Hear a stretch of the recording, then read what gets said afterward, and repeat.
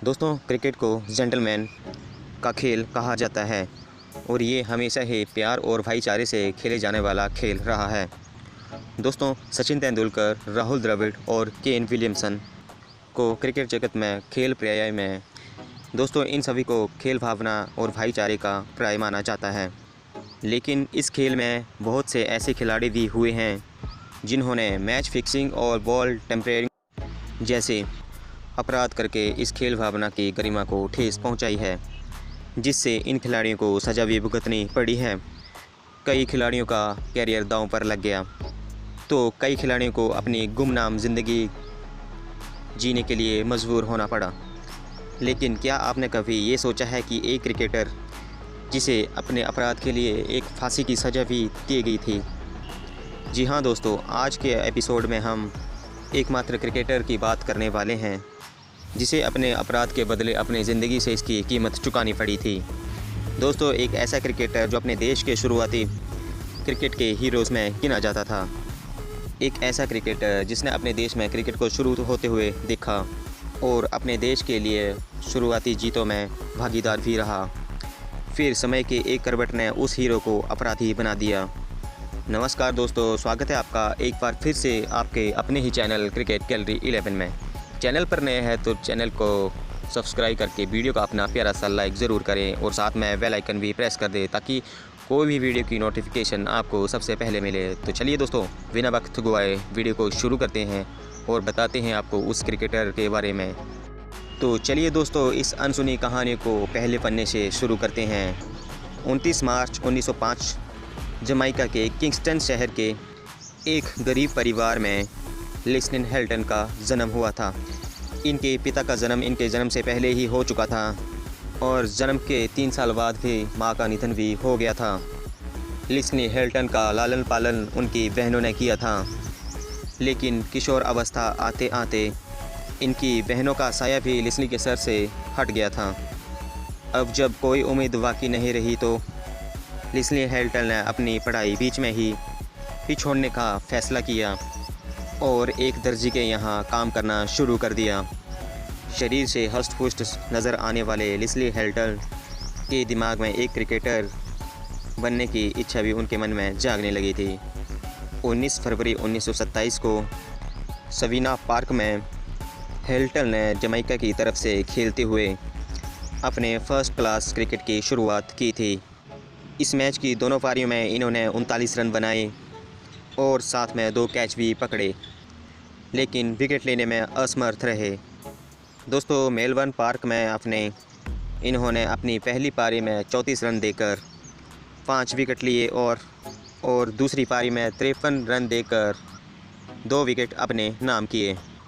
ये Leslie Helton का प्रदर्शन जमाइका की टीम में उनको बनाए रखने के लिए काफ़ी था, लेकिन अंतर्राष्ट्रीय क्रिकेट की मंजिल अभी बहुत दूर थी। दिसंबर 1927 को लेस्ली हेल्टन एक ट्रायल मैच खेलने के लिए विस्टॉन गए थे। ये मैच 1928 में खेले जाने वाले वेस्ट इंडीज़ के सबसे पहले टेस्ट की टीम को निर्धारित करने के लिए खेला जाने वाला था। इस मैच में लेस्ली हेल्टन का प्रदर्शन अच्छा नहीं रहा और इस तरह से वे अपने एक बड़े मैच का हिस्सा नहीं बन सके। इसके बाद अपने देश के लिए खेलने के लिए इन्हें लगभग 8 साल का इंतज़ार करना पड़ा और इसके बाद 8 जनवरी 1935 को ब्रिस्टाउन के मैदान पर इंग्लैंड के ख़िलाफ़ लेस्ली हेल्टन को अपना पहला टेस्ट मैच खेलने का मौका मिला। उस साल में इंग्लैंड का बहुत ही सबसे शानदार बल्लेबाजी क्रम मैच खेलने उतरा था, जिसे देखते हुए लेस्ली को अतिरिक्त गेंदबाज के रूप में लेस्ली को टीम में शामिल किया गया था। बारिश के चलते इस मैच का आधे से ज़्यादा हिस्सा गीली पिच पर खेला गया था और कई बार मैच बीच में रोकना पड़ा था। बल्लेबाजी के लिए प्रतिकूल पिच पर अपना पहला टेस्ट मैच खेलते हुए लेस्ली हेल्टन अपनी पहली पारी में 8 रन देकर 3 विकेट अपने नाम किए और दूसरी पारी में वेस्ट इंडीज़ की तरफ से सबसे ज़्यादा 19 रन भी बनाए। लेकिन इसके बावजूद भी वेस्ट इंडीज़ को इस मैच में हार का सामना करना पड़ा था। इस सीरीज़ का दूसरा मैच कोर्ट ऑफ स्पेन के मैदान में खेला गया, जिसकी पहली पारी में लेस्ली ने 55 रन देकर 2 विकेट अपने नाम किए और दूसरी पारी में 11 रन देकर 3 विकेट अपने नाम किए, जिसकी बदौलत वेस्टइंडीज़ ने यह मैच आसानी से जीत लिया था। तीसरा मैच ड्रॉ रहा था, लेकिन पहली पारी में लेस्ली ने 27 रन देकर 4 विकेट लिए थे, जो कि उनके करियर का सबसे अच्छा और बेहतरीन प्रदर्शन था। और सीरीज़ का चौथा मैच लेस्ली के होम ग्राउंड में खेला गया था, जिसमें वेस्टइंडीज़ ने उसे एक पारी और 161 रनों से अपने नाम किया था, जिससे वेस्टइंडीज़ ने अपने इतिहास करियर की अंतर्राष्ट्रीय लेवल पर पहली सीरीज़ जीती थी। इसके बाद वेस्टइंडीज़ ने 3 साल तक किसी भी सीरीज़ में हिस्सा नहीं लिया था, लेकिन लेस्ली का फर्स्ट क्लास करियर अभी भी जारी था। 1936 में यॉर्कशायर के ख़िलाफ़ खेलते हुए लेस्ली ने एक पारी में 80 रन बनाए थे, जो कि इनके फर्स्ट क्लास करियर का सबसे बड़ा स्कोर था।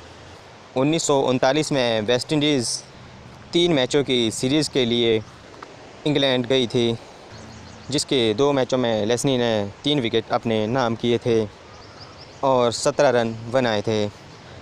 तीसरे मैच में लेस्ली को वेस्टइंडीज़ की टीम में जगह नहीं मिल पाई थी, जिसके बाद वेस्टइंडीज़ सीरीज़ के दूसरे मैच का लेस्ली का आखिरी मैच था। 34 साल की महज उम्र में लेस्ली हिल्टन ने अपने क्रिकेट करियर को अलविदा कह दिया।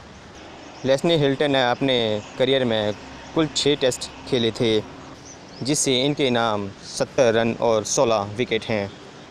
1939 में क्रिकेट से संन्यास लेने के बाद लेस्ली हिल्टन 1942 में लर्लिंग से शादी कर ली थी, जो एक पुलिस इंस्पेक्टर की बेटी थी, जिससे इन्हें एक बेटा हुआ था। हिल्टन की पत्नी लर्लिंग एक फैशन डिज़ाइनर बनना चाहती थी, जिसके लिए लर्लिंग को न्यूयॉर्क जाना पड़ता था। लर्लिंग और हिल्टन की ज़िंदगी में सब कुछ सही चल रहा था, लेकिन इसी बीच 1956 में हिल्टन को एक गुमनाम पत्र मिलता है, जिसमें लर्लिंग और न्यूयॉर्क में रहने वाले रॉय फ्रांसिस के संबंध के बारे में लिखा गया था। हिल्टन ने वे पत्र लर्लिंग के घर वालों में भेजा और अपनी पत्नी को टेलीग्राम करके वापस आने के लिए कहा। वापस आते ही लर्लिंग ने अपने न्यूयॉर्क के फ्रांसिस को अपना दोस्त बताते हुए किसी भी गलत संबंध से मना कर दिया। हिल्टन के मन में उसकी पत्नी के लिए अभी भी गुस्सा बरकरार था, जिसके चलते उसकी खुद की सुरक्षा का हवाला देते हुए पिस्टल और 7 बुलेट खरीद लिए थे। कुछ दिनों बाद हिल्टन ने एक आदमी को पोस्ट ऑफिस में जाते हुए देखा, जिसके हाथ में लर्लिंग का दिया हुआ एक पत्र था।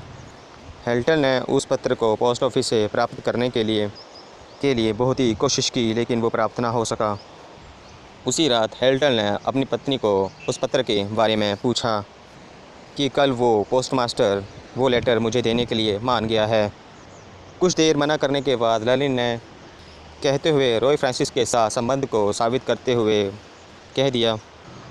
उसने उन दोनों के संबंध को कबूल कर लिया और हिल्टन को ये कह दिया कि वो हमारी बराबरी का नहीं है। कुछ देर हिल्टन को भला बुरा कहने के बाद लर्लिंग खामोश हो गई, लेकिन हिल्टन का गुस्सा अब उसके 7वें आसमान पर था। हिल्टन ने अपना पिस्टल उठाया और 7 की 7 गोलियां अपनी पत्नी के सीने में उतार दीं। इसके बाद अक्टूबर 1954 को कोर्ट द्वारा हिल्टन को दोषी पाया गया। हिल्टन को अपने ऊपर लगे आरोपों को नकारते हुए कहा था कि वो खुद को गोली मारना चाहता था, जो गलती से उसकी पत्नी को लग गई और वो मर गई। लेकिन हिल्टन की इस अपील को इसलिए नकार दिया गया क्योंकि लर्लिंग की छाती में 7 गोलियां प्राप्त हुई थीं और आखिरकार 17 मई 1955 के दिन हिल्टन को फांसी दे दी गई थी। वेस्टइंडीज़ को अपनी पहली टेस्ट सीरीज़ जिताने के लिए अहम भूमिका निभाने वाले क्रिकेटर एक अपराधी के तौर पर ख़त्म हो गई। सही और गलत की आड़ में छुपे हुए इन खिलाड़ियों ने कई ने फिक्सिंग जैसे गलत मामलों में इस क्रिकेट की गरिमा को ठेस पहुंचाने का काम किया है। लेकिन इस दुनिया में जब तक खेल भावना जीवित है, क्रिकेट के सम्मान और अस्तित्व को कोई ठेस नहीं पहुंचेगी। तो दोस्तों कैसी लगी अपनी वीडियो? तो दोस्तों आज की वीडियो बस इतना ही, मिलते हैं नेक्स्ट अपडेट के साथ, तब तक के लिए बने रहें हमारे साथ।